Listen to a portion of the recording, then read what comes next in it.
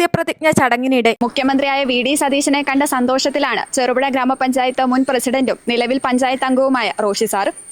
ചെറുപുഴയുടെ എന്തെല്ലാം വികസന ആവശ്യങ്ങളായിരിക്കും സാറ് ഗവൺമെന്റിന്റെ ശ്രദ്ധയിൽപ്പെടുത്തിയിട്ടുണ്ടാകുക? ചെറുപുഴയുടെ വികസന പ്രതീക്ഷകൾ എന്തൊക്കെയാണ്? മുഖ്യമന്ത്രിയുമായി അദ്ദേഹം എന്തെല്ലാം കാര്യങ്ങളാണ് സംസാരിച്ചത്? കൂടുതൽ കാര്യങ്ങൾ നമുക്ക് റോഷി സാറിനോട് തന്നെ ചോദിക്കാം. റോഷി മാഷെ, ഈ കഴിഞ്ഞ 21-22 തീയതികളിൽ നമ്മുടെ കേരളത്തിന്റെ ബഹുമാനനായ മുഖ്യമന്ത്രി വി ഡി സതീശനെയും അതുപോലെ തന്നെ മറ്റു മന്ത്രിമാരെയും സാറ് നേരിട്ട് കണ്ടുവെന്ന് ഞങ്ങൾ അറിഞ്ഞു. അപ്പോൾ ആ സാഹചര്യത്തിൽ മലയോര മേഖലയിൽ, പ്രത്യേകിച്ച് ചെറുപുഴ പുളിങ്ങം മേഖലയുമായി ബന്ധപ്പെട്ട് എന്തെല്ലാം കാര്യങ്ങളാണ് സാറിന് അവരോട് അവതരിപ്പിക്കാൻ കഴിഞ്ഞത്? കഴിഞ്ഞ 21-22 തീയതികളിൽ ഞാൻ തിരുവനന്തപുരത്തായിരുന്നു. ഞാൻ പോയതിൻ്റെ പ്രധാന ഉദ്ദേശം 21-ാം തീയതി MLA-മാരുടെ സത്യപ്രതിജ്ഞ നിയമസഭയിൽ നടക്കുന്ന വിവരം അറിയാമല്ലോ. അപ്പോൾ അതിന് സാക്ഷ്യം വഹിക്കാനാണ് പ്രധാനമായിട്ടും പോയത്. അപ്പോൾ രാവിലെ 9 മണിക്ക് തന്നെ നിയമസഭയിലെത്തി മുഖ്യമന്ത്രിയുടെയും പ്രതിപക്ഷ നേതാവിൻ്റെയും നമ്മുടെ പയ്യന്നൂർ MLA വി കുഞ്ഞികൃഷ്ണൻ അവരുടെ എല്ലാവരുടെയും സത്യപ്രതിജ്ഞാ ചടങ്ങിന് സാക്ഷ്യം വഹിച്ചു. അതിനുശേഷം നിയമസഭയിൽ മുഖ്യമന്ത്രിയുടെ ഓഫീസിൽ പോയി. അതിനുശേഷം സ്പീക്കറെയാണ് ആദ്യം കണ്ടത്. ബഹുമാനപ്പെട്ട സ്പീക്കർ തിരുവഞ്ചൂർ രാധാകൃഷ്ണനെ കണ്ട് സൗഹൃദം പങ്കുവച്ചു. ഏതാണ്ട് 10 വർഷം മുമ്പ് അദ്ദേഹം മന്ത്രിയായിരിക്കുമ്പോൾ നിരവധി തവണ അദ്ദേഹത്തെ പോയി കാണുവാനുമൊക്കെയുള്ള അവസരങ്ങൾ ഞങ്ങൾ വീണ്ടും അതൊക്കെ പരസ്പരം സംസാരിച്ചു, സൗഹൃദം പുതുക്കി. ഞാൻ പ്രധാനമായും പോയത് നിയമസഭയിൽ പോയി സത്യപ്രതിജ്ഞാ ചടങ്ങിന് സാക്ഷ്യം വഹിക്കുവാനും അതുപോലെ തന്നെ സൗഹൃദം പുതുക്കുവാനുമാണ്. അതിനിടയിൽ മുഖ്യമന്ത്രിയെ കണ്ട് ചില കാര്യങ്ങൾ പറഞ്ഞിട്ടുണ്ട്. അതിൽ ഏറ്റവും പ്രധാനമായും പറഞ്ഞത് നമ്മുടെ ഏഴിമല വാഗമണ്ഡലം റോഡിൻ്റെ കാര്യമാണ്. അദ്ദേഹത്തിൻ്റെ ഓഫീസിൽ പോയി ഞാൻ നിവേദനം സമർപ്പിച്ചു. അപ്പോൾ അദ്ദേഹം പറഞ്ഞത് ഞാനതിനെക്കുറിച്ചൊരു അന്വേഷണം നടത്തി ഒരു സ്റ്റഡി നടത്തണം. എനിക്ക് എൻ്റെ പ്രസൻറ്റ് കണ്ടീഷൻ അറിയില്ല. ഞാനതിൻ്റെ ഒരു ഔട്ട്ലൈൻ അദ്ദേഹത്തിന് പറഞ്ഞു കൊടുത്തു. വളരെ തിരക്കുണ്ടായിരുന്നു. അദ്ദേഹം അപ്പോൾ തന്നെ അത് നോട്ട് ചെയ്ത് അദ്ദേഹത്തിൻ്റെ സ്റ്റാഫിനെ ഏൽപ്പിച്ചു. വീണ്ടും അതിന് ഫോളോ അപ്പ് ചെയ്യാൻ എന്നോട് പറഞ്ഞിട്ടുണ്ടായിരുന്നു. അതിനുശേഷം അദ്ദേഹത്തിൻ്റെ സെക്രട്ടറി ആയിട്ട് വന്ന രത്തൻ കേൽക്കർ സാർ, അദ്ദേഹവുമായി വളരെ ആത്മബന്ധം എനിക്കുണ്ട്. ഞാൻ പ്രസിഡൻ്റായ സമയത്ത് അദ്ദേഹം ഇവിടെ വരികയും അദ്ദേഹവുമായി നിരന്തരം ഞാൻ ബന്ധപ്പെട്ടു. ഭാഗ്യം കൊണ്ട് അദ്ദേഹമാണ് സെക്രട്ടറി ആയിട്ട് വന്നത്. അദ്ദേഹത്തെ ഞാൻ നിരന്തരം ഇന്നും വിളിച്ചിരുന്നു. അപ്പോൾ അതിന് വേണ്ടിയുള്ള നടപടികളുമായി ഒരു 100 ദിന കർമ്മ പദ്ധതിയിൽ അതിൻ്റെ ഒരു പ്രാരംഭ ചർച്ചയ്ക്കെങ്കിലും ഒരു സ്ഥാനം പിടിക്കുമോ എന്ന് ഉള്ള ഒരു സാഹചര്യത്തിന് വേണ്ടി ശ്രമിക്കുന്നുണ്ടെന്ന് പറയാൻ കഴിഞ്ഞു. അപ്പോൾ പുതിയ അപ്ഡേറ്റ് എന്തെങ്കിലും ലഭിച്ചു? ഇപ്പോൾ 21-22 കഴിഞ്ഞപ്പോൾ കുറച്ച് ദിവസങ്ങളായി. പുതിയ അപ്ഡേറ്റ് എന്തെങ്കിലും ലഭിച്ചുവോ? അതാണ് ഞാൻ പറഞ്ഞത്. ഞാൻ രത്തൻ കേൽക്കറുമായി മുഖ്യമന്ത്രിയെ പിന്നെ വിളിക്കാൻ സാധിച്ചിട്ടില്ല. രത്തൻ കേൽക്കറുമായി നിരവധി തവണ ബന്ധപ്പെട്ടു. അപ്പോൾ അദ്ദേഹം ഫോണിൽ മെസ്സേജ് അയച്ചിട്ടുണ്ട്. ടേക്ക് സം ടൈം എന്നാണ് അദ്ദേഹം പറഞ്ഞത്. എന്തായാലും അദ്ദേഹം അത് പരിഗണിക്കുന്നുണ്ട് എന്തായാലും നമ്മുടെ കാര്യം. അതുപോലെ തന്നെ മുഖ്യമന്ത്രി കൊടുത്ത മറ്റൊരു നിവേദനം, ഈ സാമൂഹ്യ ക്ഷേമ പെൻഷൻ കൊടുക്കുന്ന ഗുണഭോക്താക്കളുടെ അവരുടെ അർഹതാ മാനദണ്ഡത്തിൽ ഇളവ് വരുത്തണമെന്ന് കൊടുത്തിട്ടുണ്ട്. അതും ചിലപ്പോൾ ഒരു പ്രധാനപ്പെട്ട കാര്യമാണ്. നമ്മുടെയൊക്കെ മലയോര മേഖലയിൽ 2 ഏക്കർ സ്ഥലം കൂടുതലുള്ള ആളുകൾക്ക് ഈ പെൻഷൻ നിഷേധിക്കുകയാണ്.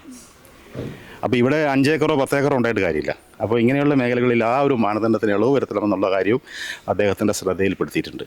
അപ്പം മലയോര മേഖലയുടെ വികസനവുമായി ബന്ധപ്പെട്ട് എന്തെല്ലാം കാര്യങ്ങളാണ് അവതരിപ്പിക്കാൻ സാധിച്ചത്? പ്രധാനമായും നമ്മുടെ ടൂറിസം പാക്കേജ് ബഹുമാനപ്പെട്ട വിഷ്ണുനാഥ് മിനിസ്റ്ററുമായിട്ട് സംസാരിച്ചു. അദ്ദേഹത്തിനോട് ഞാനിങ്ങോട്ട് ക്ഷണിച്ചിട്ടുണ്ട്. ഇവിടെ വരണം, ഒരു സമയം തരണം. മലയോര ടൂറിസവും അതുപോലെ തന്നെ നമ്മുടെ റിവർ റാഫ്റ്റിംഗ് അടക്കമുള്ള കാര്യങ്ങൾ അദ്ദേഹത്തെ ബോധ്യപ്പെടുത്തി. അദ്ദേഹം തീർച്ചയായും കണ്ണൂർ ജില്ലയിൽ വരുമ്പോൾ നമ്മുടെ മലയോര ടൂറിസത്തിൻ്റെ ഒരു വെബിനാർ സംഘടിപ്പിക്കും. അപ്പോൾ അതിന് സഹകരിക്കാമെന്ന് പറഞ്ഞിട്ടുണ്ട്. ബഹുമാനായ ഇരിക്കൂർ MLA സജീവ് ജോസഫ് അവர்களுം നമ്മുടെ കൂടെ ഉണ്ടായിരുന്നു സംസാരിക്കുമ്പോൾ. സാർ ഒറ്റയ്ക്കായിരുന്നോ പോയിരുന്നത്? അതോ? ഞാൻ ഇവിടെ നിന്ന് ഒറ്റയ്ക്കാണ് പോയത്. എൻ്റെ തിരുവനന്തപുരത്തുള്ള 2 സുഹൃത്തുക്കൾ അവിടെ നിന്ന് കൂടെ ഉണ്ടായിരുന്നു. അതുപോലെ തന്നെ നമ്മൾ പ്രധാനമായും കൊടുത്ത 2 നിവേദനം, ഒന്ന് ഈ രാജഗിരി ജോസ്ഗിരി റോഡിൻ്റെ പ്രശ്നമായിരുന്നു. അത് PWD മിനിസ്റ്റർ ബഷീർ സാറിൻ്റെ ഓഫീസിൽ പോയി അദ്ദേഹത്തെ കാണാൻ സാധിച്ചില്ല. അദ്ദേഹത്തിൻ്റെ PS ആണ് അതെടുത്തത്. അത് അപ്പോൾ തന്നെ കണ്ണൂർ EEനെയും അതുപോലെ തന്നെ പയ്യന്നൂർ PWD AEനെയും വിളിക്കുകയുണ്ടായി. 2 ദിവസത്തിനോട് റിപ്പോർട്ട് തരണമെന്ന് പറഞ്ഞാൽ ഇന്നലെ വിളിച്ചിരുന്നു. അപ്പോൾ അതിൻ്റെ റിപ്പോർട്ട് കിട്ടിയില്ല. അവർ ഫോളോ അപ്പ് ചെയ്യുന്നുണ്ട്. എന്തായാലും അതിലൊരു നടപടി സ്വീകരിക്കാമെന്ന് പറഞ്ഞിട്ടുണ്ട് ആ ടാറിങ് പൂർത്തിയാക്കുന്ന കാര്യത്തിൽ. മറ്റു പ്രധാനപ്പെട്ട ഒരു കാര്യം ഈ കാട്ടാന ശല്യമായിരുന്നു. അത് ഷിബു ബേബി ജോൺ മിനിസ്റ്ററുടെ ഓഫീസിൽ പോയി അപേക്ഷ കൊടുത്തു. അവിടെ ഒരു PS നമ്മൾ അറിയുന്ന ഒരു സുഹൃത്താണ്. അദ്ദേഹം അതിൻ്റെ ഒരു ഫോളോ അപ്പ് ചെയ്യുന്നുണ്ട്. മന്ത്രിയുമായി സംസാരിച്ച് DFOയുമായി സംസാരിക്കാം, കണ്ണൂർ DFOയുമായി സംസാരിച്ചതിൻ്റെ വിവരം തരാമെന്ന് പറഞ്ഞിട്ടുണ്ട്. ഞാൻ വൈദ്യുത വേലിക്ക് അത് തകർന്നു പോയിരിക്കുകയാണ്, വലിയൊരു ഫണ്ട് ആവശ്യമുണ്ട്, പുനർനിർമ്മിക്കാനെന്ന് ആവശ്യപ്പെട്ട് നിവേദനം കൊടുത്തിട്ടുണ്ട്. എങ്ങനെയുണ്ടായിരുന്നു? വ്യക്തിപരമായി പോയിട്ടുണ്ടായിരുന്നു അനുഭവം? സത്യപ്രതിജ്ഞ ചടങ്ങെല്ലാം നേരിട്ട് കാണാൻ സാധിച്ചു. എങ്ങനെയുണ്ടായിരുന്നു അനുഭവം? വലിയ സന്തോഷം തോന്നി. കാരണം 10 വർഷത്തിന് ശേഷം UDFൻ്റെ ഒരു സർക്കാർ അധികാരത്തിൽ വരികയും 102ഓളം നിയമസഭാ സാമാജികർ ഐക്യജനാധിപത്യ മുന്നണിയുടെ നിയമസഭാംഗങ്ങളെ സത്യപ്രതിജ്ഞ ചെയ്യുകയും ചെയ്യുന്ന കാഴ്ച വളരെ എന്നെ സംബന്ധിച്ച് വലിയ സന്തോഷം നൽകി.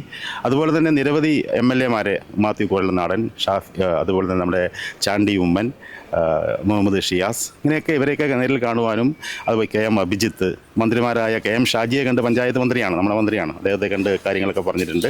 അദ്ദേഹം പുളിങ്ങോത്ത് വന്ന് പൊതുയോഗത്തിൽ പ്രസംഗിച്ച കാര്യമൊക്കെ എന്നോട് ആ സമയത്ത് അദ്ദേഹം ഓർമ്മിപ്പിക്കുകയുണ്ടായി. വളരെ നല്ല ഒരു അന്തരീക്ഷവും നല്ല ഒരു അനുഭവമായിരുന്നു നമുക്ക് പങ്കുവയ്ക്കാൻ സാധിച്ചത്. ബഹുമാനപ്പെട്ട സ്പീക്കർ എന്നെ വളരെ ചേർത്ത് പിടിക്കുകയുണ്ടായി. അദ്ദേഹം എന്നെ ഓർമ്മയിലുണ്ട് എന്നുള്ളത് എനിക്ക് വലിയ സന്തോഷം നൽകിയ കാര്യമാണ്. അപ്പോൾ നമ്മുടെ തിരുമേനിക്കാരനായ റോജി M സാറ് മന്ത്രിയായിട്ട് സത്യപ്രതിജ്ഞ ചെയ്തു. സാറിനെ കാണാൻ സാധിച്ചു? റോജി സാറിനെ ഓഫീസിൽ പോയി കണ്ടു. അദ്ദേഹം ചെറുപുഴന്ന് എന്നെ അറിയാം, ചേർത്ത് പിടിച്ചു. അദ്ദേഹം പറഞ്ഞു, പഴയ കാലങ്ങളൊക്കെ ഓർപ്പിച്ചു. ഞാൻ സ്കൂളിൽ പഠിക്കുന്ന കാര്യവും തിരുമേനി സ്കൂളിലെ അന്തരീക്ഷവും ഒക്കെ പറഞ്ഞു. ഇവിടെ ഇലക്ഷൻ കഴിഞ്ഞ് ഒരു 2 ദിവസം ഇവിടെ തിരുമേനിയിൽ ഉണ്ടായിരുന്നു എന്ന് പറഞ്ഞു. നമ്മളത് അറിഞ്ഞില്ല. 2 ദിവസം വന്ന് ബന്ധുവീടുകളിലേക്ക് ഉണ്ടായിരുന്നു.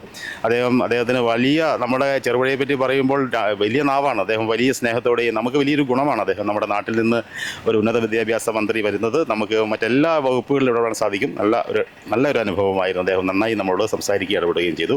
അദ്ദേഹത്തിൻ്റെ എല്ലാ സഹായവും അദ്ദേഹം നമുക്ക് തരാമെന്ന് പറഞ്ഞിട്ടുണ്ട്. മലയോര മേഖലയിൽ വിദ്യാഭ്യാസവുമായി ബന്ധപ്പെട്ട് എന്തെങ്കിലും അവതരിപ്പിക്കാൻ സാധിച്ചു?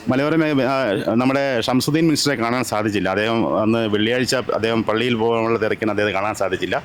ഓഫീസുകളൊന്നും അങ്ങനെ ആ സമയത്ത് പ്രവർത്തനക്ഷമമായിരുന്നില്ല. സ്റ്റാഫുകളൊക്കെ വരുന്നേ ഉള്ളൂ. മന്ത്രിമാരുടെ ഓഫീസൊന്നും അങ്ങനെ. ഞാൻ സെക്രട്ടേറിയറ്റിൽ പോയി മുഖ്യമന്ത്രിയുടെയും അതുപോലെ തന്നെ എല്ലാ മന്ത്രിമാരുടെയും ഓഫീസുകളിൽ പോവുകയുണ്ടായി. അവിടെ മുൻ പരിചയം വെച്ച എല്ലാ ഓഫീസുകളും എനിക്കറിയാം. പക്ഷേ എവിടെയാണ് ഓരോ മന്ത്രിമാരും എന്നുള്ള ഓഫീസുകളൊക്കെ കൃത്യമായി നമ്മൾ കാണാൻ സാധിച്ചു. നോർത്ത് ബ്ലോക്കിൽ മുഖ്യമന്ത്രിയുടെ ഓഫീസ് അടക്കുന്നിടത്ത് ആ ഓഫീസിലാണ് ഷിബു ബേബി ജോണും അതുപോലെ തന്നെ നമ്മുടെ നാട്ടുകാരനായ സണ്ണി ജോസഫും അതുപോലെ തന്നെ PK കുഞ്ഞാലിക്കുട്ടി സാറിൻ്റെയൊക്കെ ഓഫീസ് അവിടെയാണ്. സൗത്ത് ബ്ലോക്കിലാണ് നമ്മുടെ പ്രിയപ്പെട്ട കൃഷിമന്ത്രി സിദ്ദിഖ് സാറിനെ കണ്ടു. സിദ്ദിഖ് സാറിനോട് കാർഷിക മേഖലയുടെ കാര്യവും കേരാഫെഡിൻ്റെയും അതുപോലെ തന്നെ നമ്മുടെ ഡ്രയറിൻ്റെയൊക്കെ കാര്യം ഇങ്ങനെ പെട്ടെന്ന് പറയുകയുണ്ടായി. അദ്ദേഹം അതൊക്കെ ഇടപെടാൻ സാധിച്ചു. അതുപോലെ തന്നെ Annex 1, Annex 2 ഇവിടെയൊക്കെ പോയി മന്ത്രിമാരുടെ ഓഫീസിൽ കാണും. പക്ഷേ ഓഫീസൊന്നും പ്രവർത്തന സജ്ജമായില്ല. സ്റ്റാഫുകളൊക്കെ വരുന്നേ ഉണ്ടായിരുന്നുള്ളൂ. നമുക്ക് ഈ ഒരു സർക്കാരിന് 10 വർഷത്തിന് ശേഷമാണ് ഇവിടെ ഒരു ഐക്യജനാധിപത്യ മുന്നണിയുടെ ഗവൺമെൻറ് നിലവിൽ വരുന്നത്. നമ്മുടെ പഞ്ചായത്ത് UDF ആണ് ഭരിക്കുന്നത്. നമുക്ക് പഞ്ചായത്ത് തലത്തിൽ കൂട്ടായ്മയോടുകൂടി പോയാൽ നമുക്ക് നിരവധി സംരംഭങ്ങൾ ഇവിടെ കൊണ്ടുവരാൻ സാധിക്കുമെന്നുള്ള ഉറച്ച ആത്മവിശ്വാസമുണ്ട്. പ്രത്യേകിച്ച് നമ്മുടെ മലയോര മേഖലയെ പ്രത്യേകമായി പരിഗണിക്കുമെന്ന് എനിക്ക് ഉറപ്പുണ്ട്. കാരണം ഈ മേഖലയെ അറിയുന്ന നിരവധി മന്ത്രിമാരും MLA-മാരും ഒക്കെ അവിടെയുണ്ട്. അതുപോലെ തന്നെ നമ്മുടെ വാക്കുകൾക്ക് വില കൊടുക്കുന്ന ഒരു നേതൃത്വം അല്ലെങ്കിൽ ഒരു ഭരണകർത്താക്കൾ അവിടെയുണ്ട് എന്നുള്ളത് ഈ ഒരു മിനിസ്ട്രിയുടെ കാലഘട്ടം അല്ലെങ്കിൽ ഈ ഒരു 5 വർഷക്കാലത്തിനിടയിൽ നമ്മുടെ മലയോര മേഖലയ്ക്ക് ഏറെ പുരോഗതി കൈവരിക്കാൻ എല്ലാ മേഖലയിലും കൈവരിക്കാൻ സാധിക്കുമെന്നുള്ള ആത്മവിശ്വാസമുണ്ട്. കൂട്ടായ പ്രവർത്തനം ഞങ്ങൾ ചെറുപുഴയിൽ ആലോചിച്ച് മുമ്പോട്ട് പോകുന്നതാണ്. അപ്പോൾ നമ്മൾ മലയോര മേഖല നേരിടുന്ന നിരവധി പ്രശ്നങ്ങൾ സാർ ഇപ്പം നമ്മുടെ മുഖ്യമന്ത്രിയായ VD സതീശനെയും ഒപ്പം മറ്റു മന്ത്രിമാരെ അറിയിക്കാൻ സാധിച്ചു. മലയോര മേഖലയ്ക്ക് ഒപ്പമുണ്ട് എന്നൊരു ഉറപ്പാണ് അവിടെ നിന്ന് നമുക്ക് ലഭിക്കാൻ സാധിച്ചത്. അപ്പോൾ മലയോര മേഖലയുടെ കൂടുതൽ വികസനം നമുക്ക് കൂടുതൽ പ്രതീക്ഷിക്കാവുന്നതാണ്. പുളിങ്ങോത്ത് നിന്നും ക്യാമറമാൻ വൈശാഖിനും ഷിൻഡുവിനുമൊപ്പം reporter Aleena, news time channel, Kerala.